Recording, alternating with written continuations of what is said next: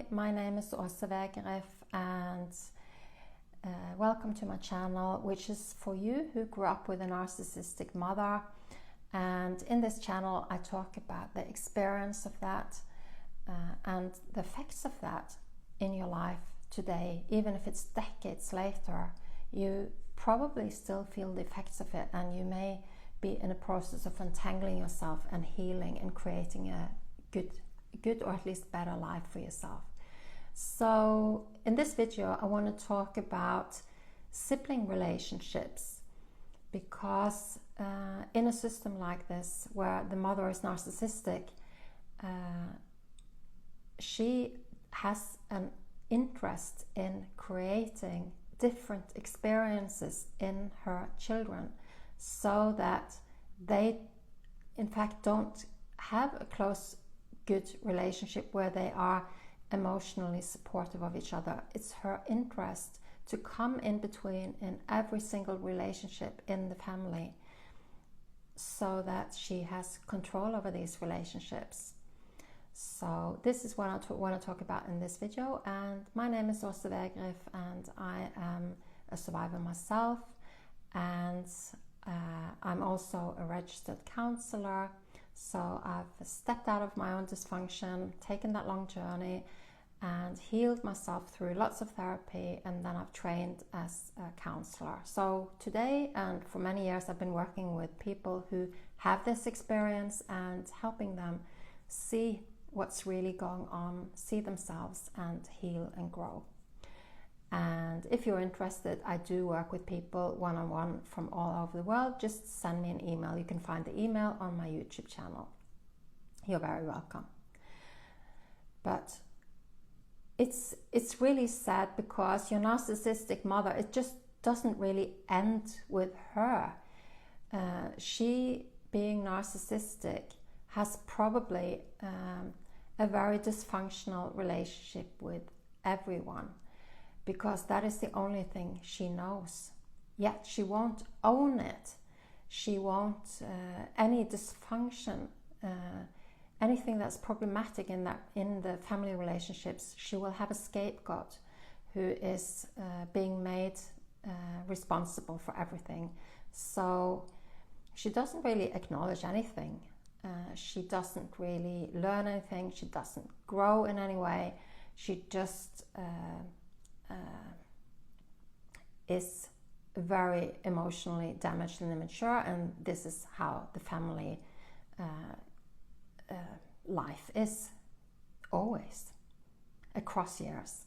So she's if we go back to she's kind of like a spider spinning her web, sitting in the corner, and she'll come out and sting and trap people in this and sting them if they don't buy into the reality the way she sees it and wants to have it, because there is only one way and it's her way. So if you don't completely surrender to this and take this in, then you will be stung by her. And seeing all the unpleasantness that is going on towards the scapegoat, if you're not the scapegoat yourself, you want to protect yourself so that you don't get into that horrible situation which the scapegoat is in, with continuous shaming and pain and so on. So it creates a system where she creates a system where she has control over all the relationships, and even the way that people internally perceive the reality, perceive her, perceive the others in the family. So that is the extent of control that she has. And she's causing tremendous damage to everyone, because being forced to buy into a reality which is not the true reality the way you see it is something that you have to survive. It causes you to live a lie, which doesn't get easier with time, and it does a lot to your inner relationship to yourself.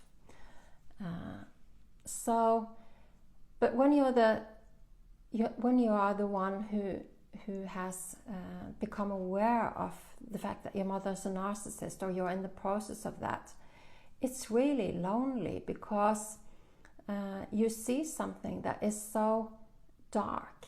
You see something that is so unspeakable, that how can you have a relationship on the other side of the big gulf that she's already created? It's basically you get robbed of your siblings by her.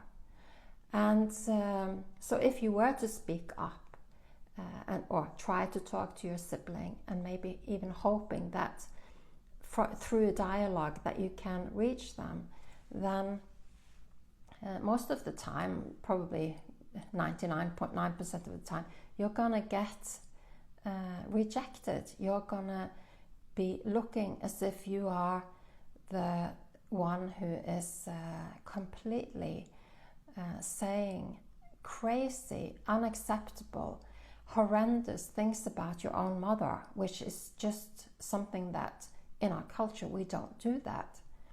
So in fact, everything gets turned on its head, and you are the one who end up looking like an aggressor to her. So it just puts you in really, this is the thing with narcissism, it puts you in a completely impossible situation.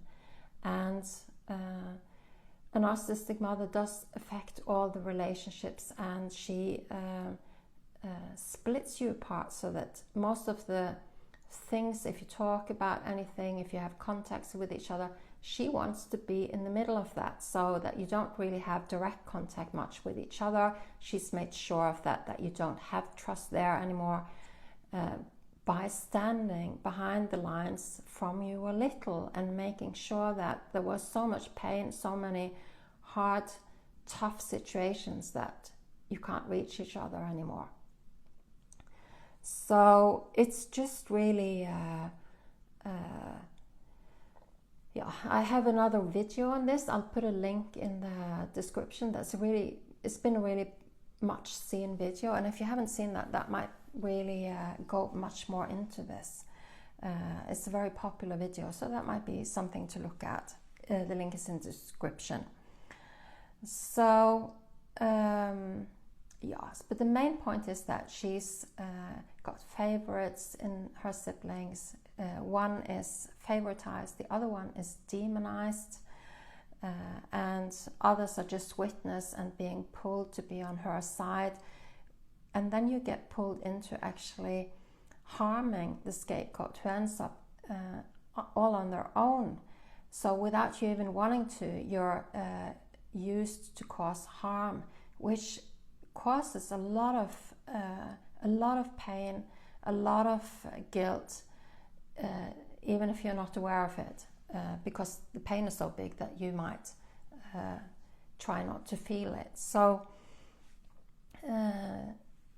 and with the extent of this damage, how are you ever going to be able to talk together? How are you ever going to be able to have emotional support for each other? How are you ever going to be able to be there for each other? These are the kind of things that she causes a damage to. So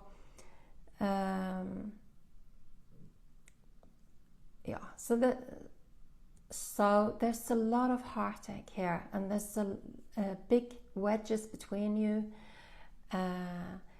and if you try to speak openly with your sibling, unless they have the awareness themselves that in fact this has been going on in the family, you're very likely to be further demonized by this.